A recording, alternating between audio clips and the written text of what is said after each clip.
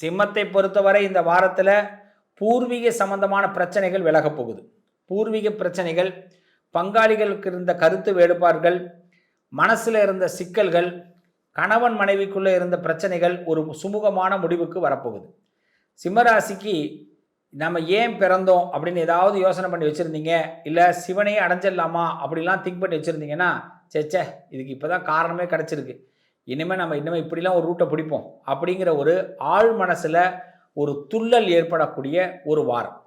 பிப்ரவரி 8க்குள்ளே மனசில் ஒரு முதிர்ச்சி ஏற்பட்டு பயம் விலக போகுது. யாரை எப்படி ஃபேஸ் பண்ணலாம், எந்த ட்ராக் பண்ணலாம், எந்த விதத்தில் ஒரு ஸ்கெட்ச் போடலாம் அப்படிலாம் திங்கிங் வரப்போகுது. இதுக்கு நிறைய பேர் உதவி பண்ண போகிறாங்க. உங்களுக்கு சாமி உங்களுக்கு உதவி பண்ணுறார், கடவுள் உதவி பண்ணுறார், குரு உதவி பண்ணுறார். அதனால் உங்களுக்கு உதவி குருவும் சாமியும். அதனால் சாமி தான் உங்களுக்கு எல்லாம் பண்ண போகிறாரு, நல்லது நடக்கும். இந்த வாரத்தை பொறுத்தவரை பைரவர் வழிபாடு பண்ணுங்க. சிம்மராசி சிறப்பாக இருப்பீங்க.